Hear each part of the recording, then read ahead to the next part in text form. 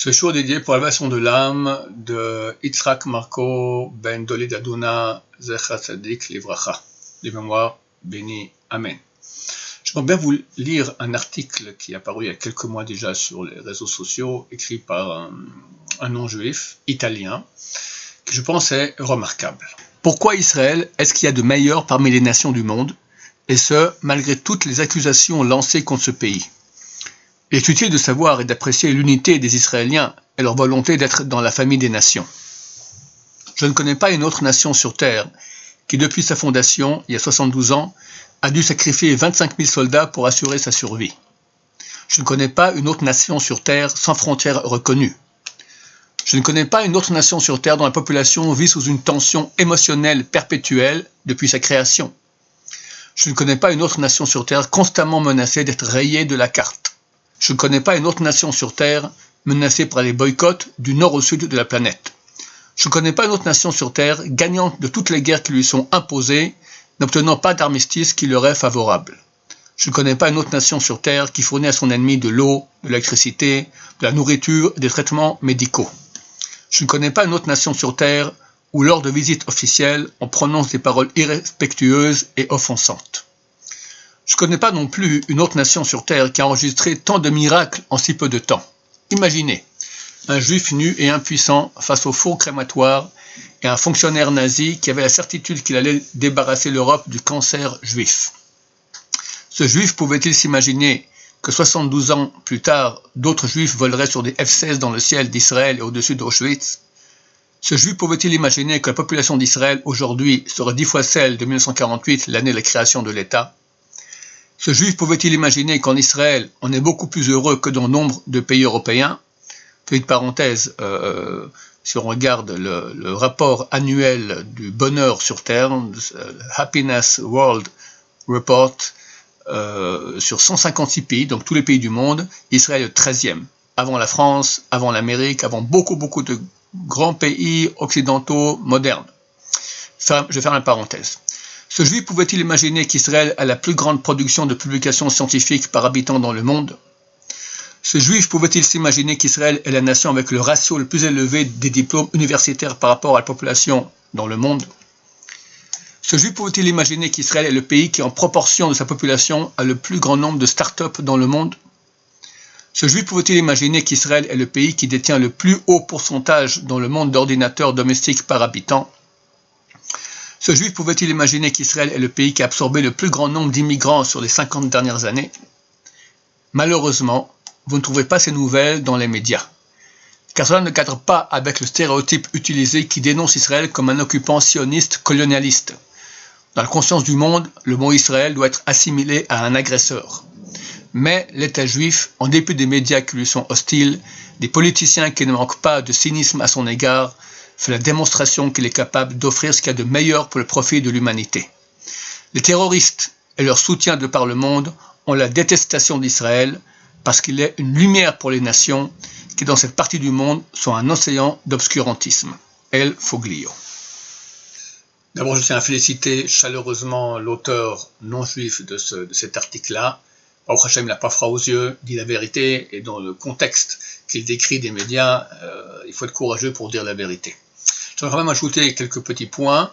D'abord, de son point de vue à lui, après on verra du point de vue plus religieux, de son point de vue à lui, bon, la liste est là encore extrêmement grande. Il y a tellement vous allez sur, on peut aller sur Internet voir inventions israéliennes, c'est phénoménal. Combien le monde doit à l'État d'Israël? Qui n'a pas de clé USB? Invention israélienne. Qui n'a pas Waze dans sa voiture? Invention israélienne. Mobile Eyes, très bientôt dans toutes les voitures il y aura Mobile Eyes pour pas faire d'accident. Invention israélienne. L'année passée, une boîte israélienne a gagné un concours en Amérique, premier sur des centaines. Qu'est-ce qu'ils ont inventé? Une machine qui fait de l'eau à partir de l'air. Pas 1 litre, pas 2 litres, 5000 litres par jour. 5000 litres par jour, c'est phénoménal. Durant toute l'histoire, c'était l'eau, c'était l'or bleu, comme on l'appelle, d'accord? Combien de pays souffrent de sécheresse, etc. en Israël, d'accord? À partir de l'air.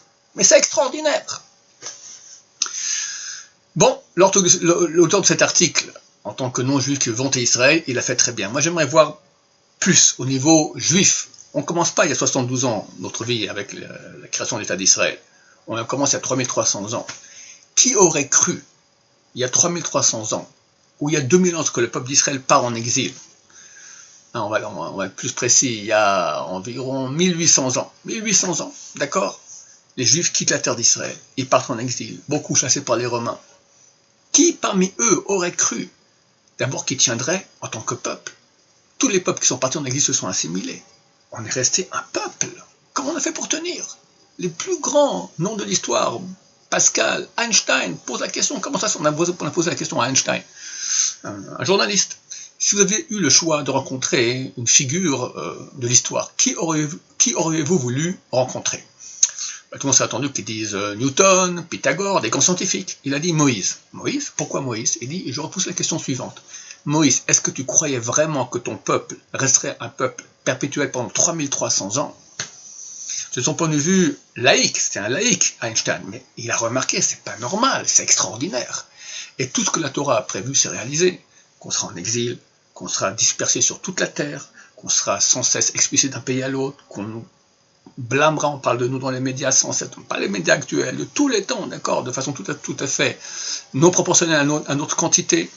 Et pour finir, le bouquet, ce que nous vivons, nous, ce siècle-là, le retour en terre d'Israël.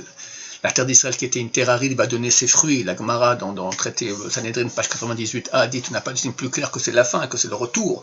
Les Juifs qui reviennent. Qui aurait cru de tous les pays, vous prenez ici un immeuble israélien, il y a toutes sortes de pays, tout le monde sont revenus ici.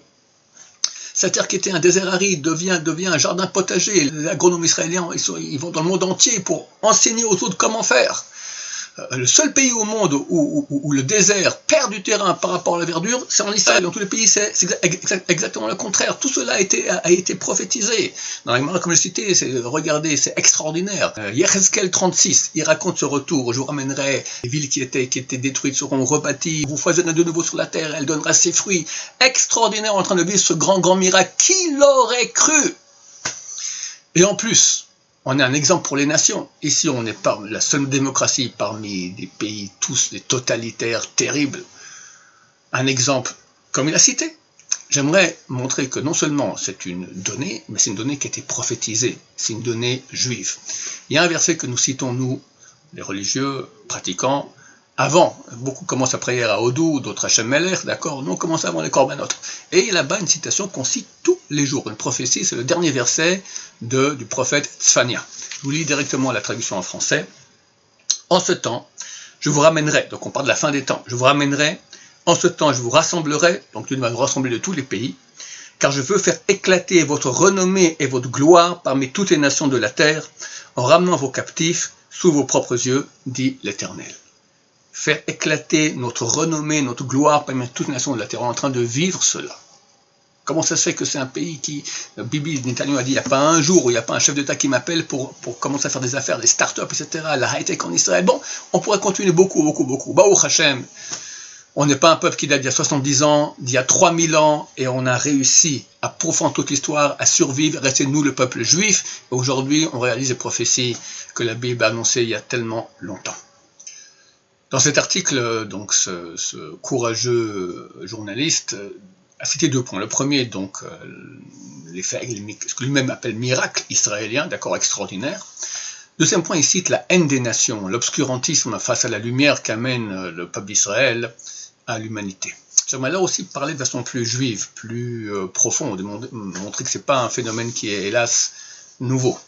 La Torah nous dit que lorsque Dieu a donné la Torah au mont Sinaï, alors, à la base, le mont Sinaï s'appelait Chorev. Il a été surnommé par Dieu Sinaï. Pourquoi? Parce que le Sinaï vient de la même racine du mot Sina qui signifie haine. Qu'à ce moment-là, la haine des nations contre le peuple juif a commencé. Ça veut dire que le peuple juif a reçu un message de Dieu qui est en fait pour toute l'humanité. Le peuple juif est censé montrer, être une lumière pour les nations en propageant et en montrant l'exemple d'un peuple qui écoute et qui pratique le message de Dieu. Effectivement, on voit que les plus grandes religions qu'il y a dans le monde, la chrétienté et l'islam, elles-mêmes se revendiquent du don de la Torah au mont Sinaï, de la Torah de Moïse. Alors pourquoi tellement de haine? Pourquoi tellement de haine? Pourquoi au moment où Dieu donne la Torah au mont Sinaï, déjà on dit, voilà, on va l'appeler Sinaï parce que c'est l'emblème de la haine des nations. Il y a un phénomène hélas naturel et hélas courant, mais qui n'est pas bon, qui fait partie des pulsions négatives de l'homme. L'homme n'aime pas se sentir redevable. Une fois, il y a 250 ans, il y avait un très très grand rabbin, il s'appelle le Khatam Sofer. Quelqu'un vient vers lui et l'insulte comme ça de tous les noms. Reste le Khatam Sofer dit, je ne me souviens pas quelle est la gentillesse, qu'est-ce que je rendu comme service pour qu'il me parle ainsi. Ça veut dire quoi? Ça veut dire que lorsque tu rends service à quelqu'un, il se sent redevable. S'il n'est pas quelqu'un qui a des bonnes qualités d'âme, qui se travaille sur lui-même, il y aura une tendance naturelle à te haïr. Pourquoi? Parce qu'il se sent redevable et c'est pas agréable. Sentir que quelqu'un m'a donné et toute ma vie être redevable, on ne veut pas cela. Qu'est-ce qu'on va faire? Réaction, on va le descendre, on va essayer de trouver les défauts, on va essayer pour annuler chez moi l'obligation morale d'être redevable. Comment être redevable à quelqu'un de pareil? Donc, ça c'est au niveau on va dire, plus superficiel. Plus profondément, c'est certain qu'il y a ici des forces du mal, les forces du bien, etc. Les forces du mal se battent contre les forces du bien. Mais au niveau, on va dire, plus basique, d'accord, l'humanité devrait être reconnaissante au peuple juif pour tout ce qu'elle a amené à l'humanité, et elle ne l'est pas. Donc tout l'antisémitisme depuis tous les temps, qui est irrationnel, qui aujourd'hui s'est traduit en antisionisme, ça provient de ce phénomène naturel qu'il y a chez toute personne qui ne se travaille pas. Et là, ce phénomène est présent non seulement entre les nations du monde ou contre le peuple juif, les nations antisémites ou les personnes antisémites, mais aussi, hélas, au sein du peuple juif. Il y a, surtout en Israël, donc il y a le monde orthodoxe, et il y a une minorité de gauche, très très extrémiste, qui tient beaucoup de médias. Ils sont extrêmement virulents, extrêmement méchants envers le monde orthodoxe. Et très souvent aussi, les médias de l'étranger ont leurs correspondants ici, journalistes, qui recopient ce que publient ici les journalistes donc anti-religieux israéliens, et ça passe dans le monde entier. Regardez un petit exemple tout à fait significatif. Vous verrez que je pense que presque jamais, ou jamais, quand on parle du monde orthodoxe israélien, on les appelle les orthodoxes. On les appelle les ultra-orthodoxes. Il y a ultra-orthodoxes et les laïcs. Ok, mais quand tu dis ultra-orthodoxes, donc il doit y avoir les ultra-orthodoxes et les orthodoxes normaux. Tu as les normaux orthodoxes et des ultras. On ne parle jamais des normaux. Ils n'existent pas. Rayez de la carte, on ne sait pas qui c'est. T'es orthodoxe, t'es un ultra. Comprenez que le mot ultra, c'est une connotation négative. C'est une connotation fanatique, obscurantiste, dangereuse, romainiste, d'accord, très négative. Ultra. Quand on parle du monde orthodoxe, alors c'est vrai qu'il y a dans le monde orthodoxe des ultras. Il y en a très peu, quelques-uns.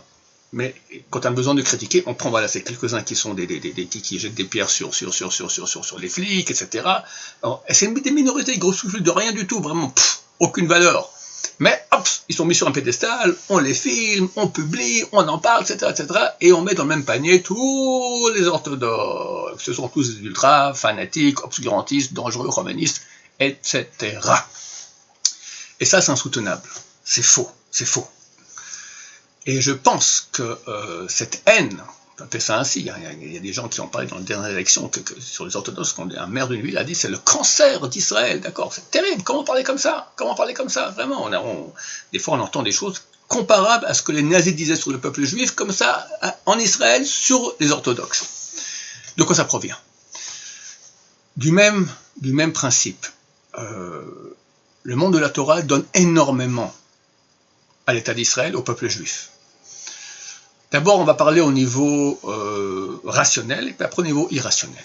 Au niveau rationnel, si on fait une étude comparative honnête entre la société israélienne orthodoxe, la société israélienne laïque, d'accord, la différence, elle est colossale.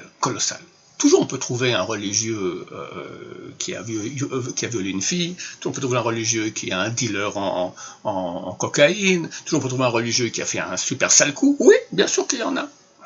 Je ne dis pas qu'on est tous des anges, oui.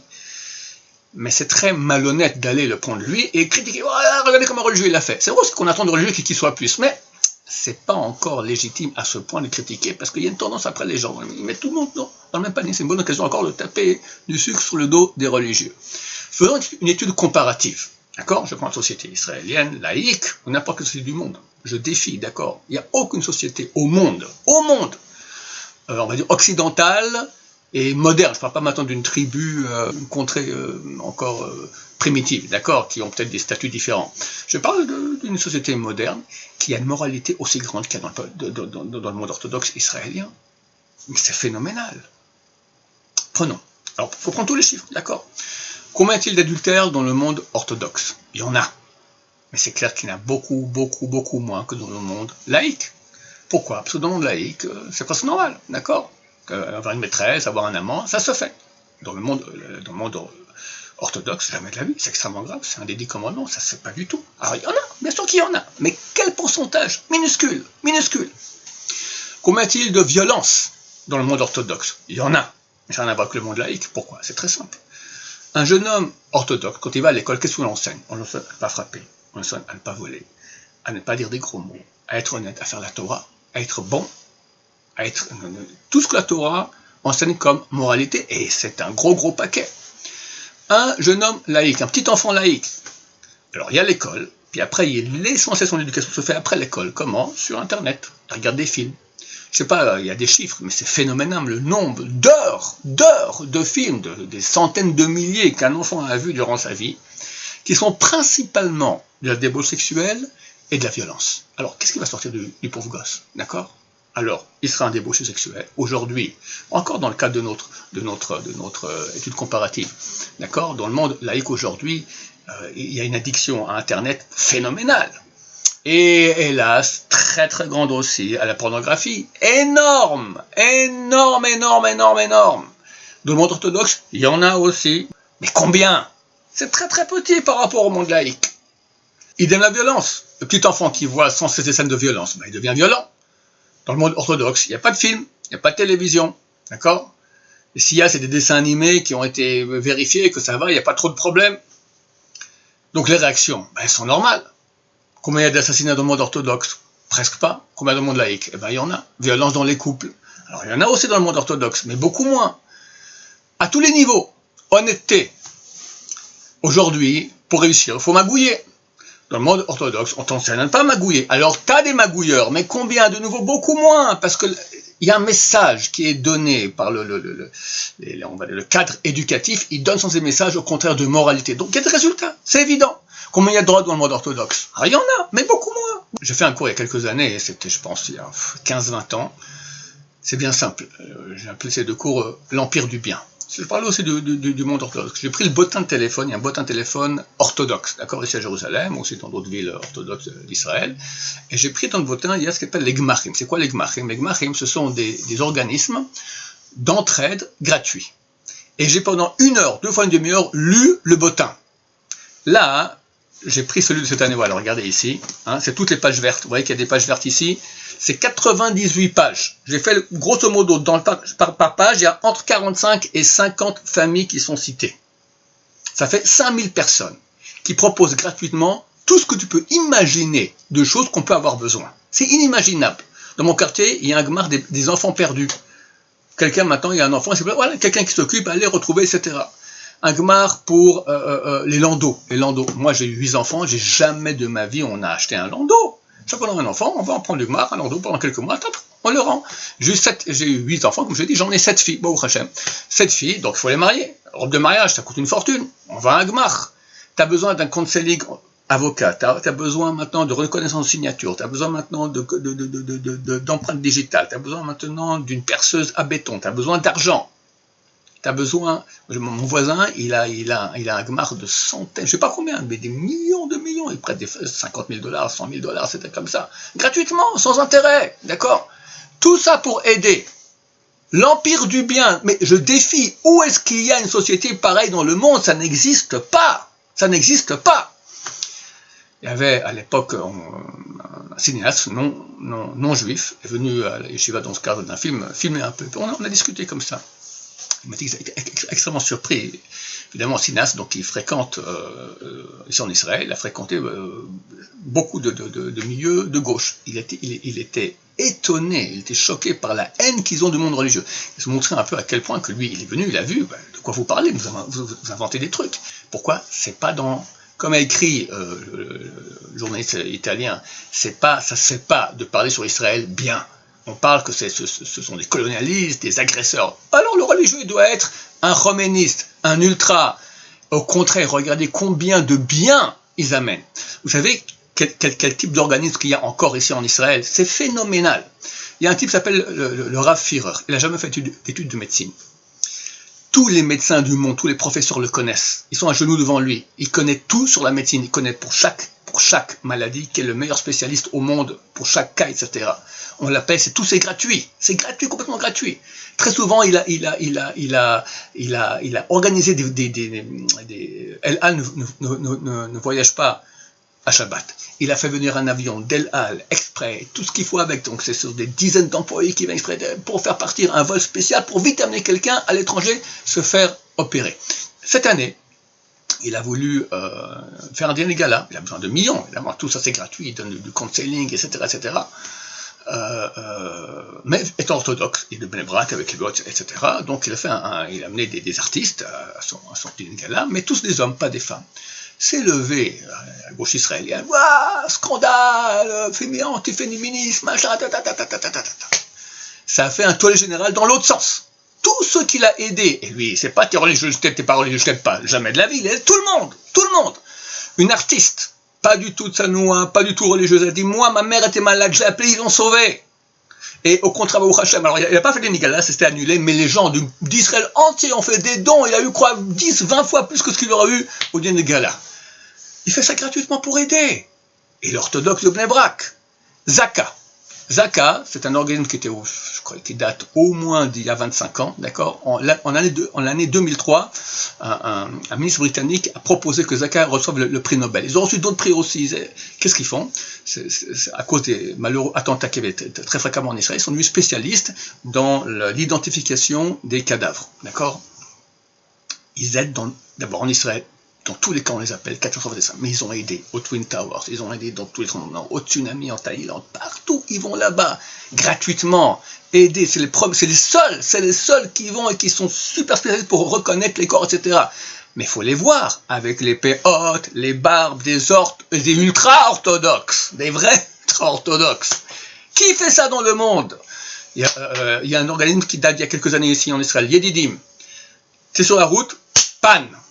Où que tu sois en Israël, t'appelles Yedidim, c'est gratuit. Un truc sur WhatsApp, t'appelles, ils viennent te dépanner, gratuit. Une pièce, il faut la payer, mais c'est gratuit. Où t'as fait un truc dans le monde? T'as besoin de quoi que ce soit de médical. Un inhalateur, une béquille, un appareil super compliqué pour le truc du cœur, un akégé ou un truc respirateur. Tout ce que tu as besoin de médical, ils te le prêtent gratuitement. Dans tout Israël, t'es religieux, tu parles, je passe pour la question. Tout ce que je vous dis maintenant, c'est sans différence du tout, on aide tout le monde. Et qu'est-ce qu'ils font? Je vous dis parce que mes filles, chaque été, se battent pour avoir le droit d'aller, pendant quelques semaines, s'occuper des grands camps qu'organisent des centaines de jeunes filles et de jeunes garçons viennent à ces camps. C'est des camps de quoi? Uniquement pour personnes qui ont des retards psychiatriques, d'accord? Des titres down, des autistes, des gens à problème à tous. Les filles se battent. Moi, c'est mes filles qui vont, d'accord. Pour les garçons, c'est les garçons, d'accord. Ce sont des camps gratuits. Pourquoi? Pour libérer les familles pendant les vacances, qu'elles aient un peu de temps pour respirer comme ça. Alors, on leur fait des camps extraordinaires. Tout gratuit aussi. Il y a 3 mois, mon voisin, juste en face, mon voisin de palier, celui qui a ce gmar là, qui prête des centaines de milliers de dollars au monde entier. C'est pas son argent. Les gens mettent chez lui pour prêter. Il y a des millions. Le pauvre, il fait sa prière. Il dit, Magen Abraham, il y a une fenêtre qui pèse 500 kilos, qui est tombée dessus du premier étage. Ils ont mis ça à l'Azrat Nashim, tac, c'est tombé sur lui. Les médecins ont dit, il vivra pas. Baruch Hashem, il vit. Qu'est-ce qui s'est passé? Moi, j'étais environ à 1 kilomètre. Tout le coup, je vois des klaxons très forts, je vois des motos, une moto qui passe comme en klaxon. En 12 secondes, déjà il y a quelqu'un près de lui. L'ambulance, elle arrive. Et combien de temps après? 5 minutes, 10 minutes, il peut crever 1000 fois le type en attendant. Qu'est-ce que c'est? C'est un organisme qui s'appelle orthodoxe, ultra-orthodoxe, Yichud Hatzalah, union pour sauver. Dans chaque quartier orthodoxe, dans chaque quartier, tu as des volontaires qui ont des motos, et qui sont spécialistes, des infirmiers, d'accord, ils font une formation très poussée pour venir sauver. Donc, t'appelles l'ambulance, mais l'ambulance, le temps qu'elle vienne de l'entrée de la ville, de Madad, de temps qu'elle arrive, 5 minutes, 10 minutes, un quart d'heure des fois. Mon fils est poignardé à Netanya il y a 20 ans. Il a failli passer. Pourquoi? L'ambulance, qu'est-ce qu'elle est arrivée? Il perd du sang. Il est arrivé à 5,6 millions d'hémoglobine. Les médecins ont dit, il ne pourra pas vivre. Bon, Hachem, il y a eu un grand miracle. Mais s'il y avait eu Chodas Salah, le type, il est en quelques secondes, il est là. Dans chaque quartier, t'en as quelques-uns comme ça, ils viennent, tac, tac, tac, terminé, sauvé. J'ai un voisin, pas trop loin de chez moi, le pauvre. Lui-même, on a fait une greffe du rein. Il a ouvert un organisme pour les greffes du rein. C'est l'organisme numéro 1 en Israël. T'as besoin, tout ça gratuit, bien sûr, t'as besoin d'un rein. Comment tu fais? Tout ça, il a les registres, les machins, les contacts, les publicités, tout ça pour greffe du rein. Il y en a même, idem, un organisme entier pour greffe de moelle épinière. Un organisme, tout ça orthodoxe, ultra-orthodoxe. Il y a un organisme qui s'appelle Yad L'Achim. Yad L'Achim, c'est littéralement la main pour nos frères. Alors principalement, ils s'occupent de ramener les juifs qui sont loin de Torah, mais ils sont aussi spécialistes dans la chose suivante. Hélas, il y a beaucoup de filles israéliennes qui se font tenter par des jeunes gens arabes, qui sont très gentils au début, puis après ils amènent dans leur village, et là elles se font ratatiner en petits morceaux, on en fait des n'importe quoi, des prostituées, enfin c'est terrible. Elle ne peut pas sortir. Mais si elle ose sortir le nez dehors, elle se fait défigurer. On lui met des petits messages comme ça secrets.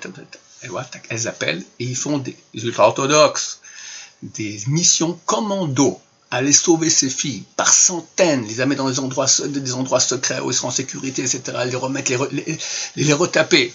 Ultra-orthodoxe, qui fait ça dans le monde? Allez, parlons dans le monde entier maintenant. Chassé Shalom, t'as un fils qui est parti à Katmandou, il a fait une overdose. Ok? Alors tu vas appeler qui? L'hôpital de Katmandou? T'appelles Chabad, Lubavitch, sur place ils s'en occupent. T'es maintenant au Pérou, la Cordillère des Andes, d'accord? Shabbat! On fait où Shabbat? Allez, va trouver maintenant, là, chez les Péruviens, tu vas où Shabbat? Chabad, t'appelles Chabad, tout de suite tu dis, t'amènes une application, où est-ce qu'on peut faire Shabbat, Chabad? Là, tac, tu vas là-bas, ils t'invitent. En Thaïlande, je crois qu'ils ont 200-300 Israéliens qui viennent chaque Shabbat là-bas manger à Chabad. C'est des ultra-orthodoxes aussi. Regardez dans combien le monde orthodoxe il fait pour le peuple juif, et spécialement aussi en Israël. Réaction, la haine. Je parle maintenant de l'extrême gauche, d'accord? Mais c'est pas beau. C'est pas beau, regarde tout ce qu'on amène. Et là, je vous parle que du point de vue rationnel, maintenant du point de vue irrationnel. Le monde juif se perpétue de façon tout à fait anormale. On a un peuple éternel qui aurait dû disparaître 10 000 fois durant l'histoire. Chaque génération, quelqu'un fait pour nous anéantir. Chaque génération. Et lui disparaît, nous on est là. Grâce à quoi? Grâce à Dieu. Grâce à Dieu. Mais Dieu, pourquoi il nous aide tellement? Grâce à quoi? Parce qu'il y a dans le monde juif un monde de Torah. Et que c'est l'essentiel du peuple juif. Depuis qu'on est parti en exil, maintenant qu'on est revenu en terre d'Israël après 2000 ans, il n'y a jamais eu un monde de Torah aussi florissant en nombre et en qualité. Il y a des centaines de milliers de juifs qui prient tous les jours. Pour qui? Pour eux. Dans l'Amida qu'on dit, jamais c'est au personnel. C'est toujours général, pour le peuple d'Israël. Pour le peuple d'Israël, ils prient pour le peuple d'Israël. Grâce à leur mérite de prière, grâce à leur mérite de Torah, Dieu sauve ce pays. Regardez les miracles qu'on vit dans ce pays quotidien. Comme a dit l'article italien, chaque jour on veut nous rayer de la carte. On a ici l'Iran, tout ça. Comment on est sauvé? Grâce à quoi? C'est miraculeux, la guerre de 6 jours, tellement de miracles fantastiques. La Torah a dit qu'Ishmaël, que les Arabes nous entouraient à la fin des temps pour nous dévorer et disparaîtront, Dieu les fera disparaître. Alors il y en a qui disent Tzahal. Ok, très bien, il faut une armée, très bien, mais sois honnête. Notre pire ennemi c'était la Syrie. Comment on s'est débarrassé d'elle? Guerre civile. Notre pire ennemi après lui c'était Saddam Hussein, l'Irak. Comment on s'est débarrassé de lui? Bush, il est venu avec son armée américaine, ils ont ratatiné. Kadhafi, les Français et les Américains l'ont tué. L'Égypte, guerre civile aussi là-bas. Alors c'est nous qu'on a fait. C'est grâce à Dieu. Maintenant, Dieu nous aide. Pourquoi? Il nous aime comme ça, gratuitement? Non, parce qu'on étudie son message. On publie son message. On vit d'après son message. Et ça, c'est un don que je ne peux pas prouver, parce que c'est irrationnel. Mais quelqu'un qui voit les yeux, qui voit un peu plus que le bout de son nez, il comprend. Dieu protège son peuple. Donc, au niveau rationnel, ce que j'ai longuement dit, au niveau irrationnel aussi. Évidemment, il y a ceux qui n'ont pas compris cela et qui nous attaquent. Je ne pense pas qu'ils vont changer à cause de cela, mais je voulais que vous sachiez combien il y a de beaux dans ce monde orthodoxe, et lorsqu'on les critique, vous sachiez faire la part des choses et pas tomber dans les messages tronqués qu'ils communiquent. Baruch Adonai, l'olam, amen, va amen.